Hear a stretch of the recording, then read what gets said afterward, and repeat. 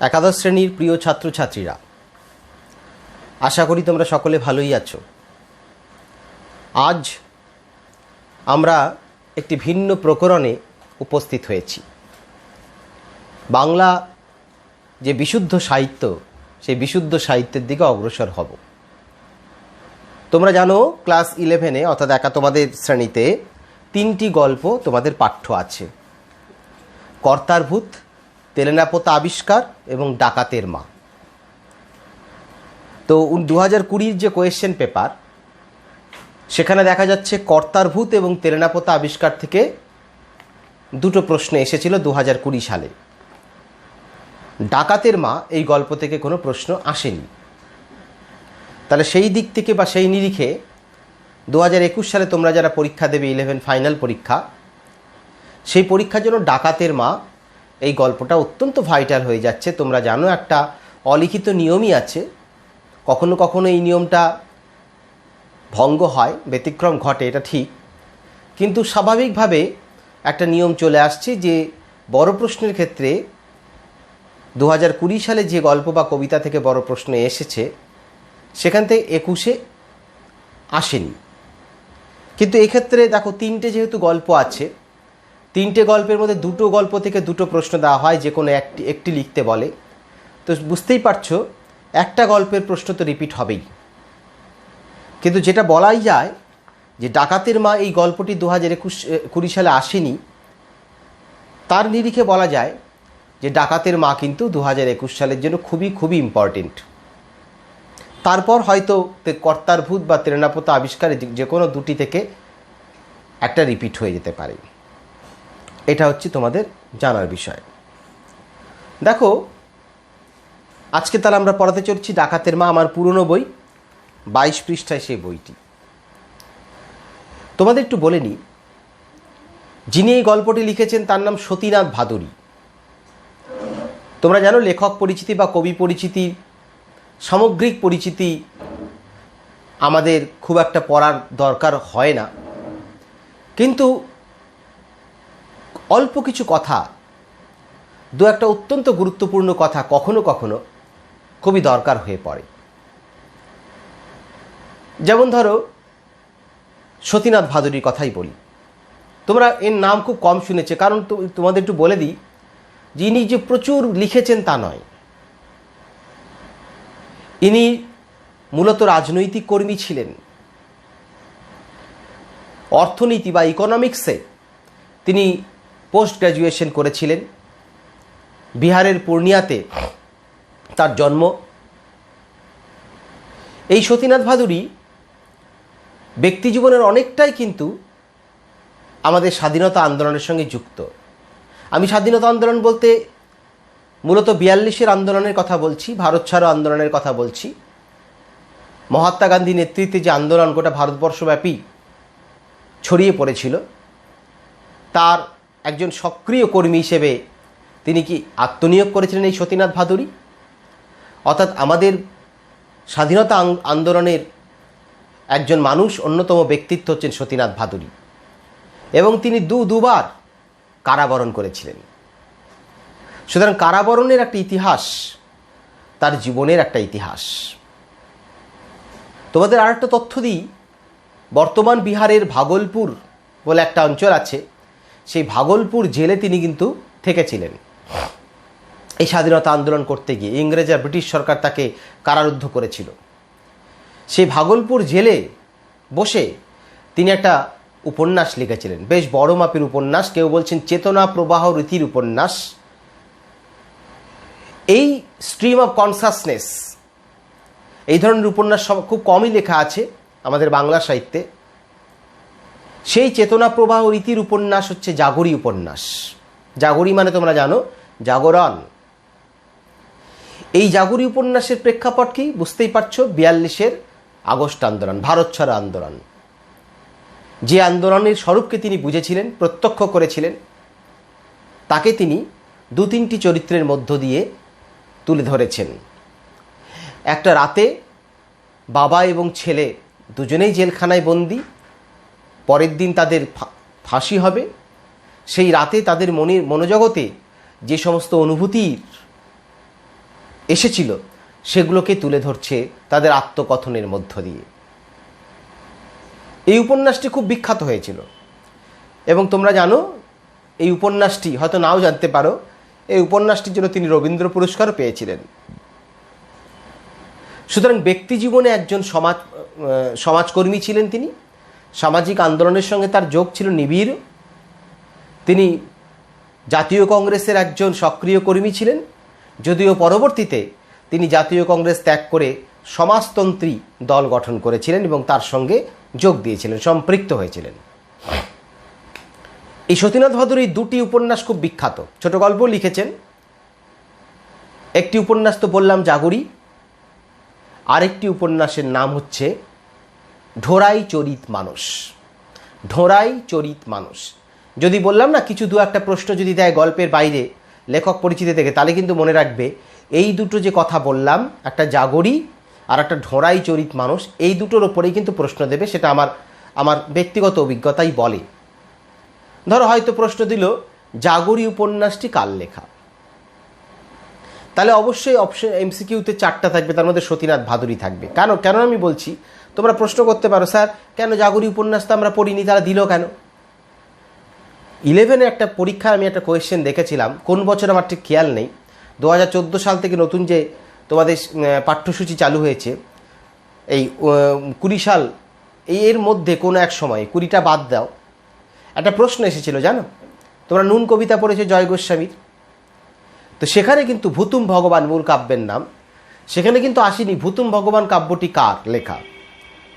সেখানে এসেছিল একবার যারা বৃষ্টিতে ভিজেছিল, এই যে কাব্যধর্মী উপন্যাসটি কার লেখা, উত্তর হবে জয় গোস্বামী। দেখো ইন্টারেস্টিং, এই যারা বৃষ্টিতে ভিজেছিল এটা কিন্তু আমাদের পাঠ্য না, বা এই কাব্যের পাঠ্য কবিতা আমাদের নুন সেটাও নয়, কিন্তু এটা এসেছিল। তার কারণ এটা একটা ব্যতিক্রমী উপন্যাস তো কাব্যধর্মী উপন্যাস খুব কম হয়, সেই জন্য কিন্তু এটা একটা উল্লেখযোগ্য এবং ব্যতিক্রমী উপন্যাস বলেই কিন্তু এটা এসেছিল। দেখো নামের মধ্যে একটা কাব্যিক একটা ভাব আছে, একটা পোয়েটিক একটা এক্সপ্রেশন আছে, সেই জন্য হয়তো দিয়েছিল। আর এই দিক থেকে বললাম জাগরী এবং কি যেন বললাম ঢোরাই চরিত মানুষ, যেহেতু মানে এই লেখকের সবচেয়ে উল্লেখযোগ্য দুটি গ্রন্থ উপন্যাস জাগরী, তার মধ্যে তো বলবো জাগরী 1 নম্বর। তাহলে এই প্রশ্নটাও কিন্তু এইভাবে ওইটাকে আমি ওইটাকে মাথায় রেখে ভাবলাম যদি এই ধরনের প্রশ্ন হয় তাহলে জাগরী উপন্যাসটি কার লেখা এটাও দিতে পারে, সেই জন্য আমি একটুখানি আলোচনা করে দিলাম। এবার আসি আমাদের গল্প প্রসঙ্গে। তিনি অনেকগুলো গল্প লিখেছিলেন, গল্পগ্রন্থ আছে। চকাচকি বলে একটা তার গল্পগ্রন্থ আছে, চকাচকি, চ কয়কার চ কয় দীর্ঘই। সেই গল্পগ্রন্থের একটি গল্প হচ্ছে ডাকাতের মা। তোমরা কর্তারভূত গল্পটা পড়েছো, বুঝেছো, কিন্তু তার ইনার মিনিংটাই সবচেয়ে গুরুত্বপূর্ণ ছিল।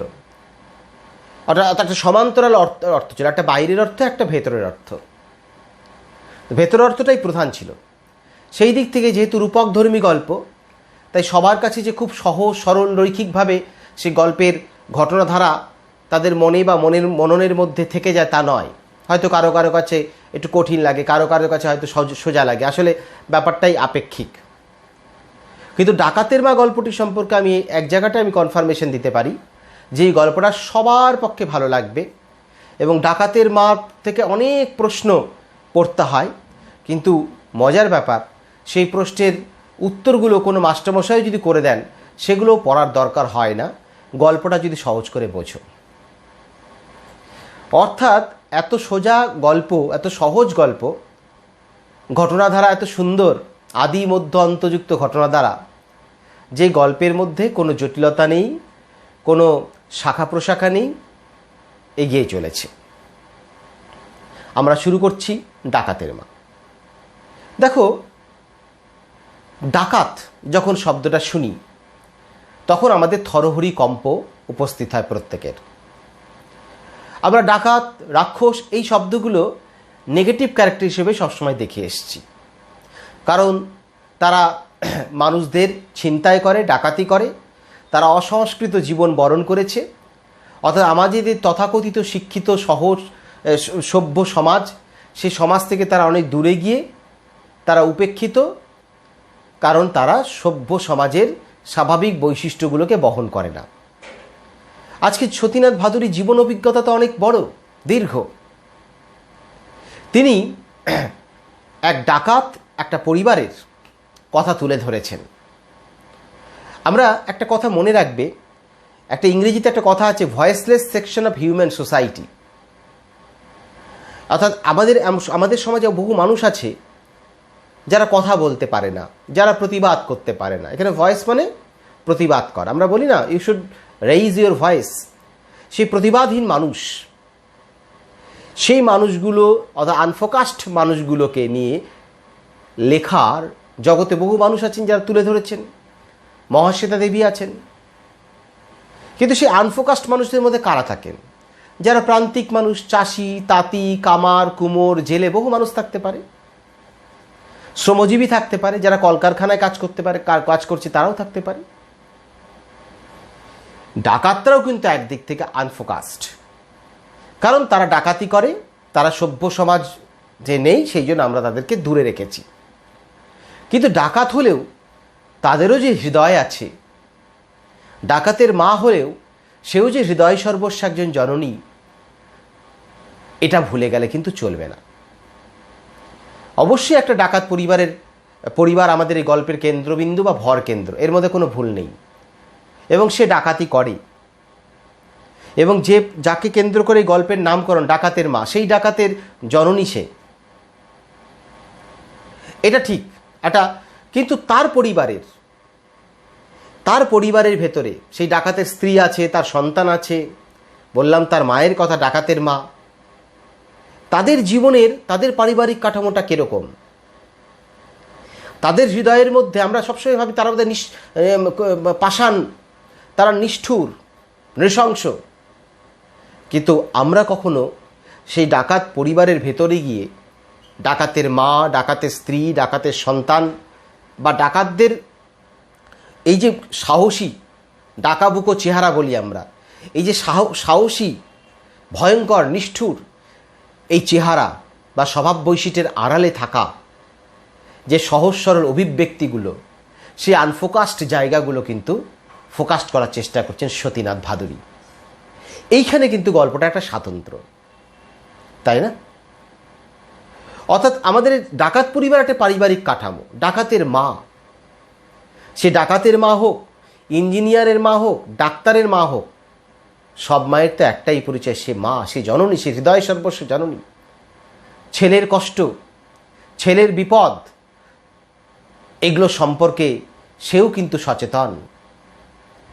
ছেলের বিপদ যখন হয়, একজন ডাক্তারের মা যেরকম তার হৃদয়ে কষ্ট তৈরি হয়, ঠিক একইভাবে কিন্তু আমাদের গল্পে ডাকাতের মায়েরও হয়েছে। ডাকাত তার সন্তান হয়েছে, সেই সন্তানের তার প্রতি যে অপত্য স্নেহ, সেই স্নেহ কিন্তু ডাকাতদের হৃদয়েও থাকে। এই ব্যাপারটিকে তুলে ধরার চেষ্টা করেছেন। এবার গল্পটা একটু সংক্ষেপে বলি। এই গল্পের নায়ককে দেখো, গল্পের নামকরণের মধ্যে আছে ডাকাতের মা। অর্থাৎ গল্পের একদম শুরু থেকে শেষ অবধি যার ভাবনা নিরন্তর গোটা গল্পের ছত্রে ছত্রে প্রকাশিত হয়েছে, যার হৃদয়ের নানা অভিব্যক্তিগুলো প্রকাশিত হতে দেখি, সে অবশ্যই ডাকাতের মা। তার নাম নেই, মা তো, মায়ের আবার নাম কি? কিন্তু ডাকাতের নাম আছে, তার নাম সৌখী ডাকাত। দেখো নামটার মধ্যে একটু বিহারি টাচ আছে, সৌখী ডাকাত, তার কথা আছে।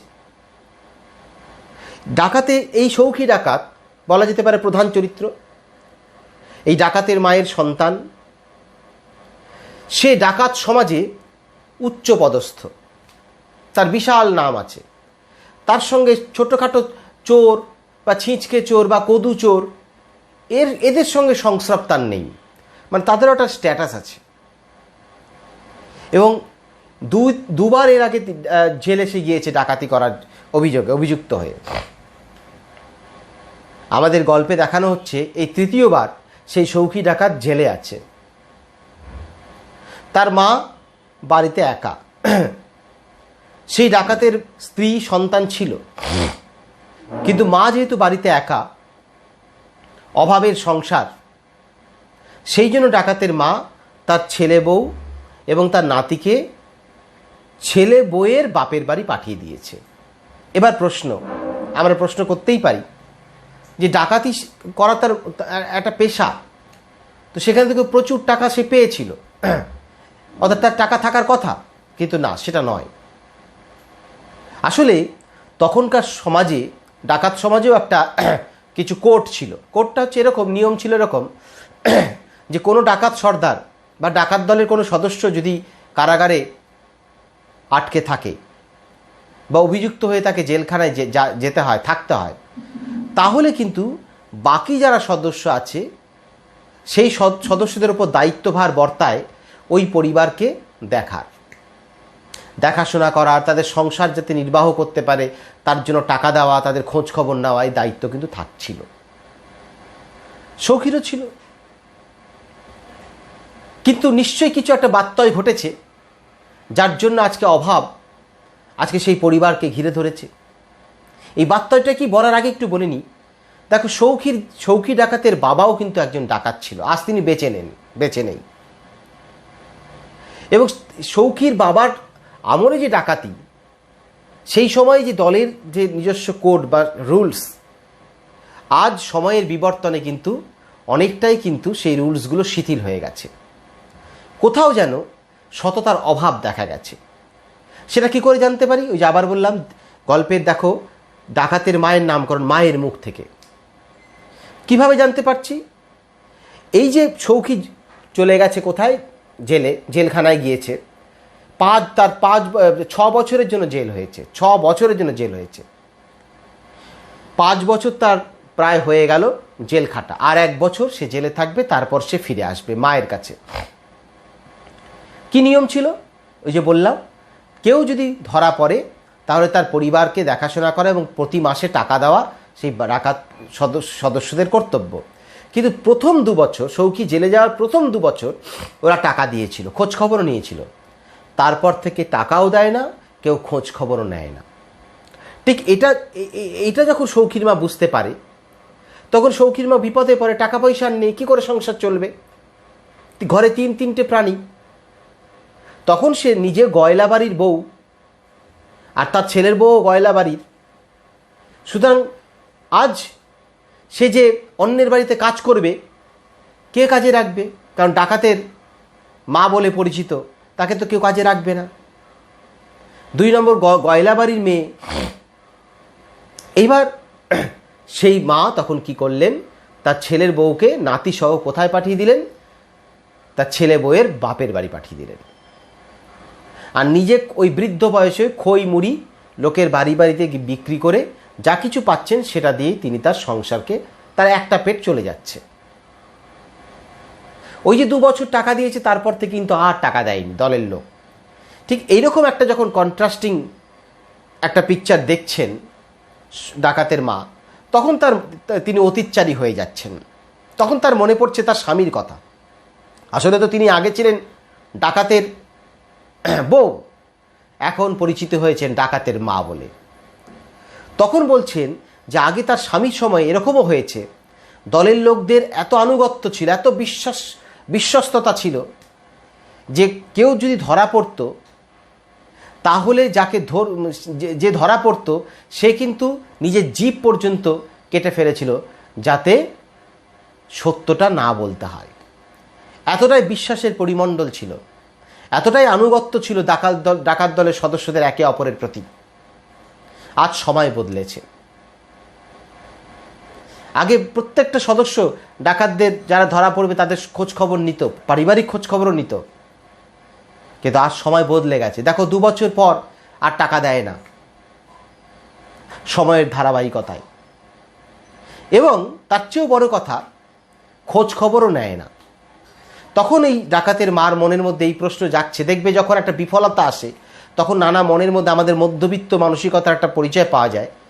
তখন কি হয়েছে যে তখন ভাবছে যে ছেলেটি টাকা দিতে আসতো 2 বছর আগে, সে আবার ডাকাত নামের যোগ্যী, তালপাতার সেপাই, মানে রোগা চেহারা, থুতনির নিচে একগাছা দাড়ি, হাতে মশাল, মুখে কালি ঝুলি মাকুক আর যাই করুক, ও ডাকাত নামের যোগ্যী না। এই ব্যর্থতা আমাদের, এটা একটা মধ্যবিত্ত মানসিকতা। কীরকম মানসিকতা জানো তো ব্যাপারটা? সেটা খুব সুন্দর করে তুলে ধরেছেন।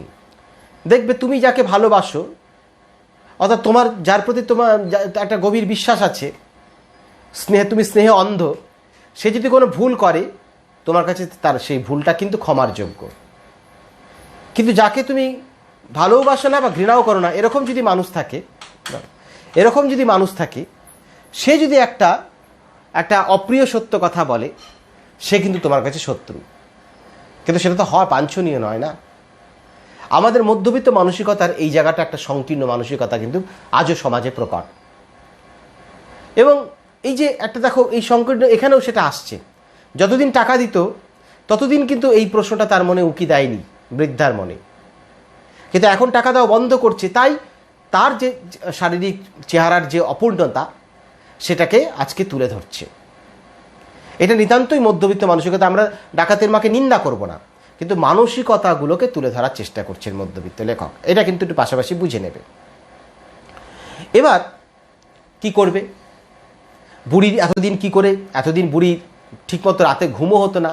এবার প্রশ্ন, কেন ঘুম হতো না? দেখো, ছেলে জেলে গেছে, মায়ের কি করে ঘুম হয়? এই যে মায়ের যে দেখো এক ইউনিভার্সাল মায়ের যে কষ্ট, সেই কষ্টটা কিন্তু ডাকাতের মায়েরও আছে।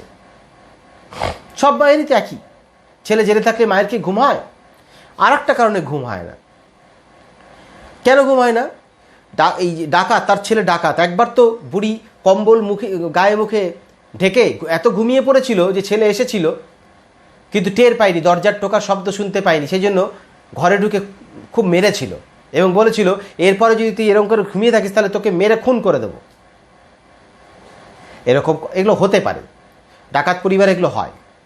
তারপর থেকে ওই দুশ্চিন্তাগুলো তার ছিল। তারপরে ছেলে জেলে গেছে, নানা দুশ্চিন্তায় তার ঘুম হয়নি। সেই জন্য কম্বল পুরো মুড়ি দিয়ে সে ঘুমাতেও ভয় পায়। কিন্তু এখনও তো 1 বছর বাকি ছেলে ফিরে আসতে। নানা চিন্তায় জর্জরিত সেই ডাকাতের মা, অভাবের সংসার। একটা কথা একটু এখানে মজার কথা আছে, সেটা হচ্ছে ওই টিনের যে দরজা ছিল ডাকাত পরিবারের, সেই দরজাতে সৌখী কিন্তু শিখিয়েছিল তার মাকে, যদি টকটক করে দুবার থেমে থেমে 3বার স্ট্রাইক পড়ে। এরকম শুনতে পাচ্ছ কিনা জানি না। তাহলে এই যে দেখো 3বার আওয়াজ হলো ওই টিনের দরজা, তাহলে বুঝতে হবে দলের লোক এসেছে।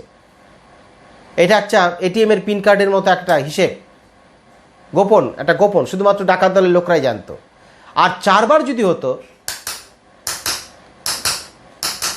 তাহলে বুঝতে হবে সৌখী এসেছে, অর্থাৎ ডাকাতের মার ছেলে এসেছে।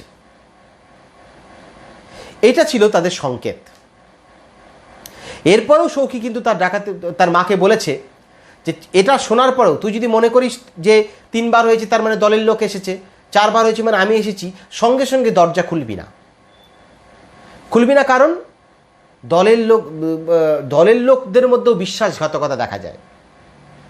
বলছে পুলিশকেও আজ বিশ্বাস করা যায়, কিন্তু দলের লোকের মধ্যে যদি একবার বিশ্বাসঘাতকতার একটা ছবি প্রকট হয় তাহলে খুব মুশকিল। তাই বলছে খুলবি কখন? 10বার, এটা আওয়াজ হওয়ার পর 10বার শ্বাস ফেলতে যতক্ষণ সময় লাগে সেই সময়টা নিয়ে তারপর দরজা খুলবি।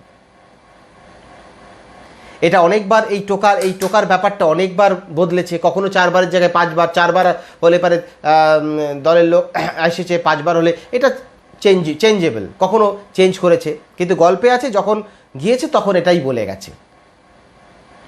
তো বুড়ি অপেক্ষা করতে থাকে যে দলের লোক এরকমভাবে 3বার বাজাবে, এটাও চিন্তা করতে থাকে। কিন্তু 2 বছর পর তো আর আসে না, বুড়ি আর ঘুম হয় না।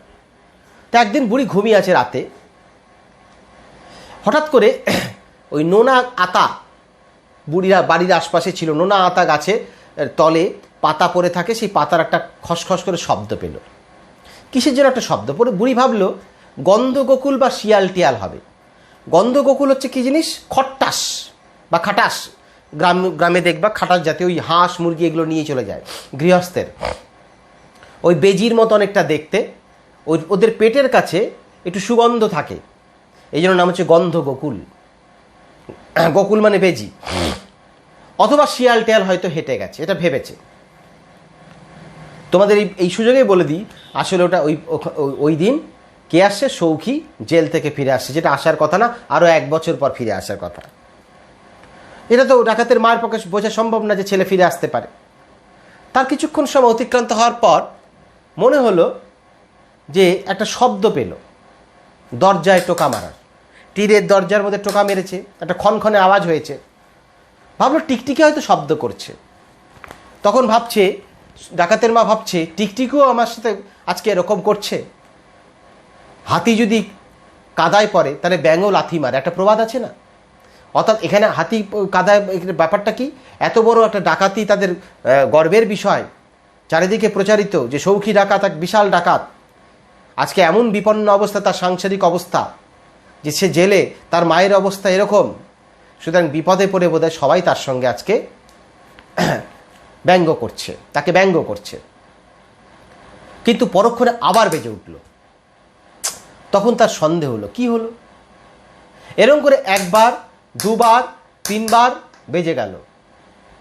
তখন বুড়ি আস্তে একটু সন্দেহ বাড়ছে, ঠিক দরজাটার কাছে গেছে।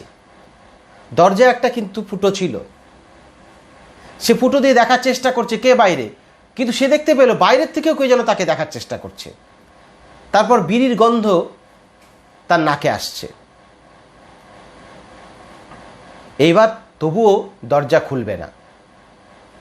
এইবার 4 বার হলো। যখন 4 বার যখন শব্দ হলো, তখন সে তো ভাবতেই পারছে না তার ছেলে আসবে, কারণ 1 বছর পর আসার কথা। কিন্তু তখন একটু মানসিক জোর পেয়েছে, যেটা তো তার ছেলেরই আওয়াজ হবে। কিন্তু পরক্ষণেই ভাবলো যে ছেলে তো বলেছিল 10 বার শ্বাস ফেলতে, ও 10 বার শ্বাস ফেলবে কি? জাস্ট নিয়ম রক্ষা করেছে। নিয়ম রক্ষা করে দরজাটা খুলেই দেখছে সেই অন্ধকারের মধ্যে এক লম্বা এক মানুষ। তারপর সেই ডাকাত বলছে, আমি সৌখী ফিরে এসেছি। তারপরে কুপি, তোমরা কুপি দেখেছো কিনা জানি না, ওই লম্ফ যেটাকে বলি আমরা, পেটটা একটু ফাঁদাল থাকে, ভেতরে কেরোসিন থাকে, একটা পলতে থাকে জলে। তোমাদের একটু মজা করে বলি, আমরা কুপির আলোতে পড়াশোনা করেছি, ক্লাস 8 9 অবধি তো পড়েছি কুপির আলোতে। ওই কুপির আলোতে বেশ কার্বন থাকে, ওই কার্বনগুলো মুখে লেখে লেখে কালো হয়ে গেছি। একটু রং আলাদা ছিল, কার্বনগুলো লেখে লেখে আরও কালো হয়ে গেছি। তো যাই হোক, সেই কুপির আলো জ্বেলেছে, যে ছেলের মুখ দেখছে চুলগুলো পেকে গেছে। বুড়ি অনেক দিন পর তাকে পেয়ে জড়িয়ে ধরেছে ছেলেকে, ভালোবেসেছে। কিন্তু তার মুখের আদল দেখে মনে হয়েছে যে বাবার মুখের আদলে যেন ধরা পড়েছে, আজ যেন একটু বয়স হয়ে গেছে তার। তারপরেই জানা গেল সৌখী তার মাকে বলেছে, আমি আস্তে আস্তেই পড়াচ্ছি, সৌখী তার মাকে বলেছে যে আমি 1 বছর আগে কেন ফিরে এলাম। ফিরে আসার কারণ একটাই, যে আমি হেড জমাদারকে টাকা খাইয়েছি জেলখানার। হেড জমাদার মানে আমাদের হেড কনস্টেবল বলি না, সেরকম তাকে টাকা খাইয়েছি। দেখবা হেড কনস্টেবল কারা? পাহারাদার, জেলে যারা পাহারাদার থাকে তাদেরকে দেখাশোনার জন্য একজন নিম্নপদস্থ কর্মচারী থাকে, তাদের থেকে উচ্চপদস্থ ওই পাহারাদার থেকে, এবং জেলার সাহেবের থেকে নিম্নপদস্থ সে হচ্ছে হেড জমাদার। সেই হেড জমাদার কী করে? রিপোর্ট যদি ভালো লিখে দেয়, যে কয়েদি রিপোর্ট ভালো, তার আচার আচরণ ভালো, তাহলে তার অনেক সময় কি হয়? রেমিশন হয়, REMISSION, অর্থাৎ একটু ছাড় বা নিষ্কৃতি মেলে। সেই হেড জমাদার জেলার সাহেবের কাছে সেই সুপারিশ করেছে, তার সম্পর্কে ভালো রিপোর্ট দিয়েছে, যেহেতু পয়সা খেয়েছে। এই ঘুষ খাওয়ার ব্যাপারটা বহুদিন থেকে, বুঝতে পারছো তো? তারপরে সেই জেলার সাহেব তাকে 1 বছর রেমিশন দিয়েছে। সেই জন্য 6 বছর তার জেল অ্যাকচুয়ালি হয়েছিল, কিন্তু 5 বছর সে ফিরে এসেছে। এগুলো কিন্তু মনে রাখবে, এগুলো কিন্তু ইনফরমেটিভ প্রশ্ন হয়, পরীক্ষা হয়। ক বছরের জন্য জেল হয়েছিল? তাহলে অবশ্যই 6 বছর। এবার সে সেটা বলল কিভাবে এসেছে। এবার ছেলেকে কি খেতে দেবে? তার ঘরে তো কিছু নেই। সে বুঝতে পারছে যে ছেলেকে ভাত দিলে ভালো হয়, ভাত খাওয়ারই সময়। কিন্তু ছেলে বলে যে আমি খেয়ে এসেছি, তোমায় চিন্তা করতে হবে না। কিন্তু মা কিন্তু জানে যে ছেলে খেয়ে আসেনি। এইবার দেখো, আমি বলেছি মাঝে মাঝে দেখবে ডাকাতের মায়ের এক হৃদয় সর্বস্বা মায়ের যে অনুভূতিগুলো, মা কিন্তু বুঝতে পেরেছে যে ছেলে অভিনয় করছে, মায়ের কষ্ট হবে সেই জন্য। কিন্তু মা তখন কি করেছে? ওই খইমুড়ি যা ছিল সেটাই ছেলেকে দিয়েছে, এবং ছেলে কিন্তু খেয়েছে। ছেলে ঘুমিয়ে পড়েছে। অনেক দিন পর নাক ডাকার শব্দ। নাক ডাকার শব্দ অনেক দিন পর কেন, এটা একটা বৈচিত্র্যহীন। কারণ হচ্ছে এই কারণেই যে নাক তো কোনোদিন ডাকেনি, রাতে তো ডাকাতি করতে বেরোতো, এরকম ঘুম তো সে দেয়নি। অনেক দিন পর স্বাধীনতার সুখকে সে উপভোগ করছে সৌখী ডাকাত, তাই মা তাকে বাধা দেয়নি। কিন্তু মায়ের সেই রাতে দুশ্চিন্তা কেন জানো তো, যে ছেলেকে সকালবেলা হলে কি খেতে দেবে, তার ঘরে তো কিছু নেই। সকালবেলা উঠেই তো ছেলেকে বলতে পারে না যা কিছু পয়সা উপার্জন করে নিয়ে তারপরে চাল কিনবো ডাল কিনবো। মায়ের দুশ্চিন্তা তীব্র হয়ে গেল। সে তখন একটা পরিকল্পনা করতে হবে, কি করা যায়। ছেলে তো ভালো একটা জিনিস পছন্দ করে, আলু চচ্চড়ি খেতে খুব পছন্দ করে ছেলে, কিন্তু কি করে আলু দেবে, ঘরে চাল নেই। আলু চচ্চড়ি ভাত খেতে পছন্দ করে, চাল নেই, সর্ষে নেই, আলু নেই, ঘরে তো কিছুই নেই। সে তখন একটা প্ল্যান করলো কি জানো তো, তার পার্শ্ববর্তী একটি বাড়ি আছে, সে বাড়ির মালিক হচ্ছে মাতাদিন পেশকার। মাতাদিন পেশকারকে মাতাদিন হচ্ছে নাম, আর পেশকার মানে কি, পেশকার হচ্ছে আদালতের একজন কর্মচারী। দেখবে তোমরা টিভিতে সিনেমায় দেখবে যে বিচারক বসে, সেই বিচারকের কাছে বেশ কিছু কাগজ, প্রমাণের যে কাগজ, সেই কাগজগুলো তুলে ধয় যে সে একটা আদালতের কর্মচারী হয়। সেই পদটা হচ্ছে পেশকার সাহেবের পদ, বেশ ভালো পদ। সেই পেশকারের বাড়ি, আইন চঞ্চু পেশকার, আইন সব ধারা জানে। সেই পেশকার বাড়ির সীমানায় একটু পুরনো প্রাচীর ভেঙে গিয়েছিল, সেটা আবার নতুন করে গাঁথা হয়েছিল, 2-3 ইট গাঁথা হয়েছিল। সেটা চিন্তা করে সে বেরিয়ে পড়ে কিছু চুরি করার উদ্দেশ্যে, ফ্র্যাঙ্কলি স্পিকিং চুরি করার উদ্দেশ্যে, যাতে সকালবেলা সে তাকে ভাত খেতে দিতে পারে। অবশ্যই চুরি করাটা অন্যায়, আমি বলেছি চুরি করাটা অন্যায়। আজকে ডাকাত পরিবারের এই হেল্পলেসনেস, এই অসহায়তার দিকটাকে বোঝার চেষ্টা করো, তার কত গভীরে ঢুকেছেন লেখক। কিন্তু সে বুড়ি কি করে যাবে, কাঁচা দেয়াল, এদিকে তো বুড়ি দেখছেন যে যেহেতু নতুন হচ্ছে, দেয়াল গাঁথা হচ্ছে, তাই ইট তারপরে বেশ মাটি একটু জড়ো করা থাকে, তার উপর পা দিয়ে সে দেওয়ালটা টপকে যায়, পেশকারের বাড়িতে চলে যায়। কোথাও কিচ্ছু পায় না। গভীর রাত, একটা লোটা ছিল, লোটা, বিহারিরা লোটা বলে, আমরা বলি ঘটি। লোটার সঙ্গে ঘটিরও ডিফারেন্স আছে। লোটা, বিহারের যে লোটাটা আছে, সে লোটা থাকে, সেখানে হচ্ছে একটা ঘটির মতো, তার তলে পায়া থাকে, পায়া মানে লেগস থাকে, 4টা লেগ থাকে, সে লেগের ওপরে সে ঘটিটা থাকে। সেই লোটাটা দেখতে পেয়েছে। বিহারের সমাজে কিন্তু একটা প্রচলিত প্রবাদ আছে, লোটা বিনা সংসার আছে। লোটা হচ্ছে ঘরের লক্ষ্মী, লোটা থাকলে নাকি ঘরের সম্পদ আসে, ঘর সুখে শান্তিতে থাকে। সেই লোটাটা জল ভর্তি ছিল। কেন?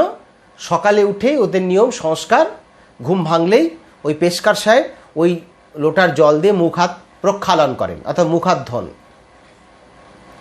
সেই জল ভর্তি লোটাটাই তিনি নিয়ে আসেন। কেন? যদি জলটা ফেলে দেন তার একটা শব্দ হতে পারে। নিঃশব্দে নিয়ে এসে ঠিক ভোরবেলায় সেটা এক বাসনওয়ালার কাছে বিক্রি করে দেন 14 আনায়। 14 আনায় সেটা বিক্রি করে দেন। তারপরে যে পয়সা পান, সেই পয়সা দিয়ে বাজার থেকে চাল, তারপরে তেল, সর্ষে, আলু এগুলো কিনে নিয়ে আসেন এবং আলু চচ্চড়ি বসিয়ে দেন। আমি গোটা গল্পটা কিন্তু খুঁটিয়ে অনেক কথা বলছি না, আমি সাম আপ করছি। এদিকে সৌখী ঘুমোচ্ছে। আগে হলে তাড়াতাড়ি ভোরবেলায় আসতো, রাত্রিবেলা ডাকাতি করে। এখন অনেক রাত, সকাল 9টাও হয়ে গেছে, ঘুম ভাঙেনি, আলু চচ্চড়ি বসিয়ে দিয়েছে। ঠিক সেই সময় বুড়ির দেখতে পেলেন ওই যে পেশকার সাহেব দারোগা এবং বাসনওয়ালাকে নিয়ে তার বাড়ির দিকে আসছেন। ব্যাপারটা কি হয়েছে পেশকার সাহেব বুঝলো কি করে, কিভাবে? এবার তার ইতিহাসটা একটু ছোট্ট করে শোনো।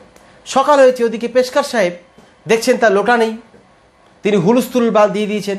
লোটা ছাড়া তো সংসার অচল, পেশকার লোটা না হলে চলবে না। এদিকে তার স্ত্রীও উঠেছেন ঘুম থেকে, স্ত্রীও একদম বলছেন যে লোটা আনতে হবে, লোটা হচ্ছে বাড়ির লক্ষ্মী। এদিকেও তো আইন চঞ্চু, তো আইন সম্পর্কে অনেক কিছু জানে। তখন স্ত্রীকে ধমক দিয়ে বলেছেন, বাজে প্যান করো না তো। জানো নিয়ম কি আছে? আইনের ধারায় বলা আছে, যার বাড়িতে যে জিনিস চুরি হবে সেই বাড়ির লোককে কিন্তু থানায় গিয়ে আগে রিপোর্ট করতে হবে, এফআইআর করতে হবে, বা জানাতে হবে যে আমার এই জিনিসটা চুরি হয়েছে। যদি না জানাই তাহলেও কিন্তু আমার বিরুদ্ধে ফৌজদারি আইন চালু হতে পারে। এই আইনের কথা, সবসময় আইনের কথা বলে, তো এই আইনের কথা বলেছে, তার স্ত্রীকে বলেছে।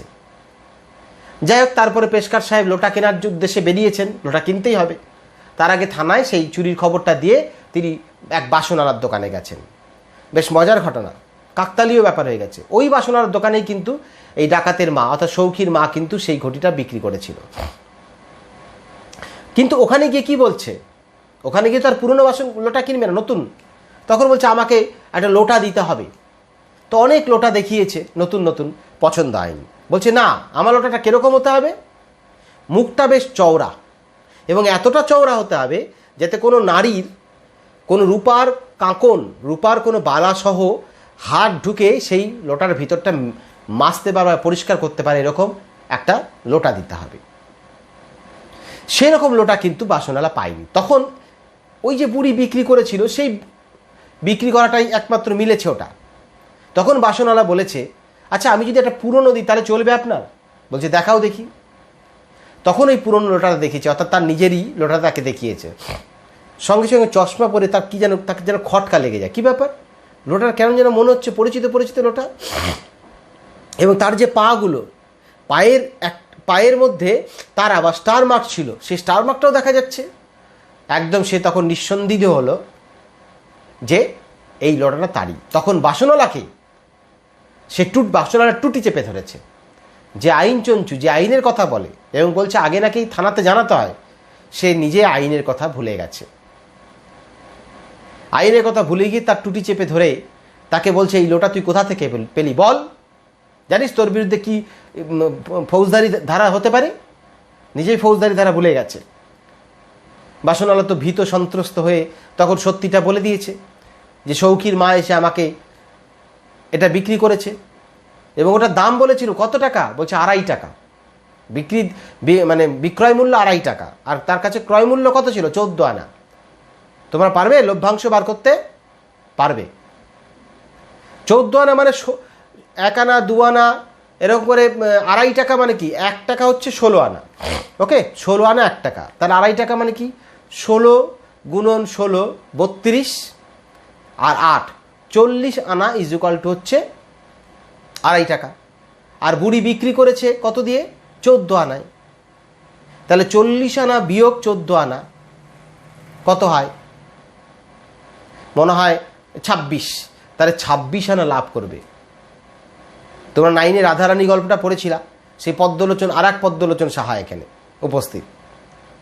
তো যাই হোক, সে ওটা নিয়েছে এবং বাসনালা দারোগা সাহেবকে সবাইকে ডেকে এনে ওই সৌখীর বাড়িতে এসেছে। পুলিশরা তো খুব খুশি, চোরের খবর পাওয়ার পর খুশি হয়, ওর কাজটা তো সহজ হয় আর কি, সেটাই হয়েছে। এসেছে এবং পুলিশের ধারণা ওটা সৌখী চুরি করেছে। পুলিশ বোঝে না যে সৌখীর জায়গা অনেক উপরে। সৌখীর সম্পর্ক লাইফারদের সঙ্গে। লাইফার মানে কারা? যারা যাবজ্জীবন সাজা পায় বা খুনি। ওই কদু চোর মানে যারা লাউ চুরি করে, বা ছিঁচকে চোর। ছিঁচকে মানে আগেকার দিনে ওই হুঁকোর নল থাকতো, হুঁকো খেতে হুঁকোর নল, সেই নলটা পরিষ্কার করার জন্য লোহার একটা দণ্ড থাকতো, সেই দণ্ডটা হচ্ছে ছিঁচকা। সেটা অ্যাডজেক্টিভ হয়েছে ছিঁচকে চুরি, অর্থাৎ সামান্য চুরি। সেই ছিঁচকে চোরদের সঙ্গে বা কদু চোরদের সঙ্গে তার সম্পর্ক নেই, তার সম্পর্ক লাইফারদের সঙ্গে। সে আজকে এটা চুরি করেছে, এটা পুলিশের বোঝা উচিত ছিল। যাই হোক, ওরা আসে, এদিকে বুড়ির তো হৃদকম্প উপস্থিত হয়। কেন? তার একটা পরিচয় ছিল, আইডেন্টিটি ছিল। তার স্বামী ডাকাত, নাম করা ডাকাত, তার ছেলে নাম করা ডাকাত। আজকে একটা নিতান্ত ছিঁচকে চুরির অপরাধে তাকে ধরতে এসছে পুলিশ। এটা তার কাছে অত্যন্ত মান সম্মান হানিকর একটা ব্যাপার। এসে যথারীতি একটা পরিস্থিতি তৈরি হয়, ঘুম ভেঙে যায় সৌখী ডাকাতের। বল, প্রশ্ন কর, তুই কোথা থেকে পেলি এই লোটা? জিজ্ঞেস করছে। বুড়ি তো কোনো উত্তর দিতে পারছে না। অ্যাকচুয়ালি তো উত্তর দেওয়া উচিত ছিল, ভাবছি যে আমি চুরি করেছি। আসলে এদিকে ছেলের এই অবস্থা দেখছে, একটা অসহায় অবস্থা তার মধ্যে তৈরি হয়েছে, সেই জন্য সে নির্বাক হয়ে গেছে। সৌখী ডাকাত কিন্তু ঘুম ভেঙে সব অবস্থাটা বুঝতে পারে। তখন সৌখী ডাকাত প্রতিবাদ করেন, দারোগা সাহেব, মেয়ে এত মহিলাকে নিয়ে এত টানাটানি কেন? আমাকে বলুন, আমি চুরি করেছি। অর্থাৎ মায়ের যে অপরাধ, সে অপরাধটা নিজের কাঁধে তুলে নেয় সে সৌখী ডাকাত। ভাবো তো, পারিবারিক একটা ঘটনা, ডাকাত পরিবারের একটা ভেতরের যে ঘটনা, তাদের হৃদয়ের কথা, তাদের কষ্টের কথা কিভাবে আছে, মায়ের প্রতি ভালোবাসা। সৌখী ডাকাত ভেবেছে মাঝখানে যে মা কি আমাকে বলতে পারতো না? তাকে চুরি করতে হলো শেষ পর্যন্ত। এটা ভাবলো মায়ের একরকম দোষ। পরক্ষণে ভাবলো আমারও তো বোঝা উচিত ছিল, মা এখানে একা আছে, মার সংসার কি করে চলে, মার একটা পুরনো কম্বল নিয়ে আমি শুয়েছি, নতুন কম্বলটা আমি দিয়েছি, তাহলে মায়ের পুরনো কম্বলটা একমাত্র ছিল। এদিকে একটা ঘটনা আমি একটু এড়িয়ে গেছি, ওই সৌখী আসার পর তার ছেলে স্ত্রীকে খুঁজে না পেয়ে একটু কষ্ট পেয়েছিল, এবং ওর মাও, সৌখীর মাও কিন্তু সৌখীকে বলেনি যে তো দলের লোকজন টাকা বন্ধ করে দিয়েছে, সেই জন্য আমি তাদেরকে পাঠিয়ে দিয়েছি। তাহলে তো সঙ্গে সঙ্গে বদলা নিতে যাবে, এতদিন পর ছেলে আসলো। তো যাই হোক, এদিকে ঘটনাটা আবার চলে আসি, সেখানে সৌখী ভীষণ কি বলবো, একটা ভেতর থেকে একটা অপরাধ বোধ তৈরি হয়েছে সৌখীর মনে, যে এক সৌখী আর পুলিশ ওদিকে বলছে হ্যাঁ আমি ঠিক ভেবেছিলাম যে এত রাত এতক্ষণ ধরে ঘুমোচ্ছে, তার মানে ও চুরি করেছে রাতে। আসল তো তোমরা জানো আসল ব্যাপার এটা নয়।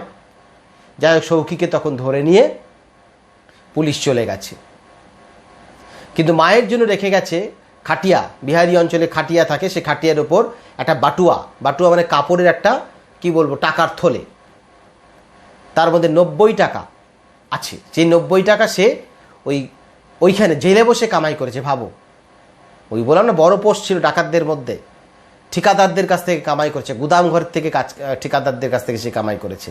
সেই 90 টাকা মায়ের জন্য রেখে যায়, যাতে মায়ের সংসারটা চলে। মা এদিকে কি বলো তো ডুকরে ডুকরে কাঁদে, ছেলেকে ধরে নিয়ে গেল। মাঝখানে মা কিন্তু অনেকবার বলেছে না আমি চুরি করেছি, তার যে নির্বাক অবস্থা থেকে সে কনসাসনেসে যখন এসে তখন বলেছে আমি চুরি করেছি, কিন্তু পুলিশরা মানেনি। তখন সে ডুকরে ডুকরে কান্না ছাড়া তার উপায় ছিল না। এদিকে উনুনে বসানো আলু চচ্চড়িটাও কিন্তু তখন পুড়ে গেছে। আসলে সৌখীর মায়ের কপাল আবার পুড়ে গেছে। এটা আলু চচ্চড়ি পুড়ে যাওয়া নয়, তার মায়ের কপাল পুড়ে যাওয়া, ভাগ্য পুড়ে যাওয়া। ছেলেকে আবার চলে যেতে হয় কোথায়? জেলে। আমি অন্যান্য দিনের মধ্যে পড়ালাম না, খুব ধীরে ধীরে গল্পটা কিন্তু বিশ্লেষণ করলাম। আমি বলিনি যে অনুপুঙ্খ লাইন ধরে ধরে প্রায় গল্পটা বলেছি, আমি একটা সাম আপ করার চেষ্টা করলাম এত সহজ সরল গল্পটা বোঝানোর জন্য।